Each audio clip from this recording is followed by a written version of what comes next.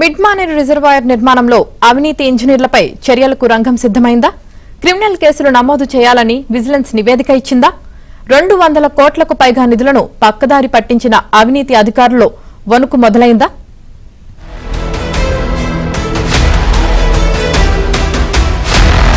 కాళేశ్వరం ప్రాజెక్టులో అతి కీలకమైన రిజర్వాయర్ గా చెప్పే మిడ్ మానేరు డ్యాం నిర్మాణంలో భారీ అవినీతి జరిగిందని విజిలెన్స్ ఎన్ఫోర్స్మెంట్ గుర్తించింది. నిర్మాణ వ్యయంలో అవినీతి చేసిన అధికారులపై క్రిమినల్ చర్యలు తీసుకోవాలని కూడా ప్రభుత్వానికి విజిలెన్స్ ఎన్ఫోర్స్మెంట్ సిఫారసు చేసింది. దీంతో సంబంధిత అధికారులపై కఠిన చర్యలకు ప్రభుత్వం సిద్ధమవుతోంది.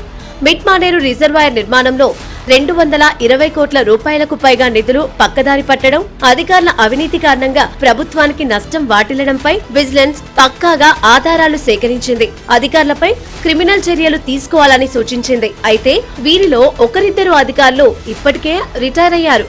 అయినా వారిపై క్రిమినల్ చర్యలు తీసుకోవాల్సిందేనని ప్రభుత్వానికి విజిలెన్స్ స్పష్టంగా సిఫార్సు చేయడంతో అధికారుల్లో కలవరం మొదలైంది. రాజన్న సిరిసిల్ల జిల్లా మన్వాడలో 2006లో మిడ్ మానేరు నిర్మాణం కోసం 399 కోట్లతో జెడ్వీఎస్, రత్న, సుసి జాయింట్ వెంచర్ దక్కించుకుంది. నిర్ణీత సమయం దాటడంతో గడువు పొడిగించారు. అయినా పనులను పూర్తి చేయలేదు. దీంతో ఆ నిర్మాణ సంస్థలను తొలగించారు. 2012లో వేరే కంపెనీలకు అప్పటి ప్రభుత్వం నిర్మాణ బాధ్యతలను అప్పగించింది. 2015 నాటికి అనుకున్నంత స్థాయిలో పనులు చేయలేదు. అప్పటికే తెలంగాణలో బీఆర్ఎస్ ప్రభుత్వం ఏర్పడటం, అప్పటి ముఖ్యమంత్రి కేసీఆర్ కాళేశ్వరం ప్రాజెక్టు నిర్మాణాన్ని ముందుకు తీసుకురావడం చకచకా జరిగిపోయాయి. కాళేశ్వరం ప్రాజెక్టులో mid Maneru reservoir water junction గా ఉపయోగపడేలా కేసీఆర్ డిజైన్ చేశారు. కాళేశ్వరం ప్రాజెక్టుకు మిడ్ మానేరును గుండెకాయగా వర్ణించారు. ఇక్కడి నుంచే లోయర్ మానేరు, మల్లన్న సాగర్, కొండపోచమ్మ సాగర్, రంగనాయక సాగర్ కు నీటిని తరలించనున్నారు. అయితే ఈ డ్యాం కట్ట ఓసారి తెగిపోయింది. 5 లక్షల క్యూసెక్కులను తట్టుకునేలా నిర్మించిన డ్యాం కట్ట 1,00,000 క్యూసెక్కులకే తెగడంతో ప్రభుత్వంపై 30 కోట్ల అదనపు భారం పడింది. మిడ్ మానేరు నిర్మాణం అంతా గందరగోళంగానే సాగింది. కుడివైపు స్పిల్వే, మట్టికట్ట పనిని పూణేకు చెందిన యశోదీప్ ఇన్ఫ్రాకు అప్పగించారు. ఈ సంస్థ 13 కోట్ల పనిని చేసిన తర్వాత చేతులెత్తేసింది. దీంతో శ్రీ రాజరాజేశ్వరి కన్స్ట్రక్షన్ కంపెనీకి మరో 101 కోట్ల రూపాయల విలువైన పనిని అప్పగించారు. కొత్త కంపెనీలకు పనులను అప్పగించే సమయంలో నిబంధనలను సడలించి ధరలను పెంచారు. మరోవైపు కొత్త ధరలను తమకు వర్తింపజేయాలని జాయింట్ వెంచర్లోని మిగిలిన కంపెనీలు కోరగా స్టాండింగ్ కమిటీ ఒప్పుకోలేదు.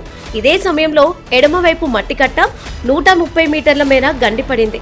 దీంతో అప్పటికే పనిచేస్తున్న సంస్థను తొలగించి ఎడమవైపు పనిని 347 కోట్లుగా నిర్ధారించి పరిపాలన అనుమతులు లేకుండానే టెండర్ పిలిచి రాజరాజేశ్వరి కన్స్ట్రక్షన్ కంపెనీకి ఇచ్చారు. అంచనాలను భారీగా పెంచడంతో ప్రభుత్వానికి 224 కోట్ల రూపాయల నష్టం వాటిల్లింది. 10 ఏళ్ల బీఆర్ఎస్ పాలనలో అనేక అవినీతి ఆరోపణలు వచ్చాయి. ఈ ఆరోపణలను బీఆర్ఎస్ పట్టించుకోలేదు. కాంగ్రెస్ అధికారంలోకి వచ్చిన తర్వాత మిడ్ మానేరు ప్రాజెక్టులో జరిగిన అవినీతిపై చర్యలు తీసుకోవాలని ముంపు గ్రామాల అధ్యక్షుడు కూసా రవీందర్ ఫిర్యాదులు చేశారు. సీఎం రేవంత్ రెడ్డిని, నీటిపారుదల శాఖ మంత్రి ఉత్తమ్ కుమార్ రెడ్డిని కలిశారు. ప్రభుత్వం విజిలెన్స్ ఎన్ఫోర్స్మెంట్ విచారణకు ఆదేశించింది. ఏడాది పాటు విచారణ జరిపి నివేదిక అందించారు. ప్రస్తుతం 20 మంది ఇంజనీర్లపై చర్యలు తీసుకునేందుకు ప్రభుత్వం సిద్ధమవుతోంది. మిడ్ మానేరు సెప్టెంబర్ 26, 2016 నాడు కట్ట తెగింది. అప్పుడు కట్ట తెగినప్పుడు మరి పాత ఎస్ఎస్ఆర్ రేట్లకు కాకుండా కొత్తగా 224 కోట్ల రూపాయలు అంచనా పెంచి అధికారులు గత ప్రభుత్వంలో మంత్రులు పంచుకున్నారు తప్ప మిడ్ మానేరు నిర్వాసితులకు కొత్త ఎస్ఎస్ఆర్ రేట్ల ప్రకారం ఇవ్వలేదు. మిడ్ మానేరు నిర్వాసితుల పక్షాన్ని ఎన్నో పోరాటాలు చేశాం. మరి కొత్తగా రేవంత్ రెడ్డి గారి ప్రభుత్వం, ప్రజాప్రభుత్వం ఏర్పడిన తర్వాత మిడ్ మానేరులో అవినీతి అక్రమాలు దాదాపు 224 కోట్ల అవినీతి జరిగిందని చెప్పి మరి ముఖ్యమంత్రి రేవంత్ రెడ్డి గారికి, ఇరిగేషన్ మంత్రి ఉత్తమ్ కుమార్ రెడ్డి గారికి మరి ఫిర్యాదు చేయడం జరిగింది. అట్టి ఫిర్యాదు మేరకు విజిలెన్స్ ఎన్ఫోర్స్మెంట్ ఈడీ గారిచే దాదాపు సంవత్సర కాలం పాటు మరి విచారణ చేసి ఆ విచారణ నివేదికలో 224 కోట్లు ఫ్రాడ్ జరిగింది. వాస్తవమే. ఇరిగేషన్ అధికారులు మరి అనిల్ కుమార్ కానీ, శ్రీకాంతాచారి కానీ మరి అధికారులపై చర్యలు తీసుకోవాలి, క్రిమినల్ చర్యలు తీసుకోవాలని చెప్పి మరి విజిలెన్స్ ఎన్ఫోర్స్మెంట్ నివేదిక ఇచ్చింది. అప్పుడున్న ప్రభుత్వంలో ఉన్న ప్రజాప్రతినిధులు లబ్ధి పొందారు. నిర్వాసితులకు ఇప్పటివరకు కూడా పరిహారం రాలేదు. అలాంటి అధికారులపై చర్యలు తీసుకోవాలని చెప్పి డిమాండ్ చేస్తున్నారు. మొత్తానికి అవినీతి అధికారులకు విజిలెన్స్ నివేదిక వణుకు పుట్టిస్తోంది. కొందరిపై క్రిమినల్ చర్యలు తీసుకోవాలని సిఫార్సు చేయడంతో నివేదికపై ఉన్నతాధికారుల దగ్గర ఆరా తీస్తున్నారు. కేసుల నుంచి తప్పించుకునేందుకు లాబియింగ్ కూడా చేస్తున్నట్లు తెలుస్తోంది.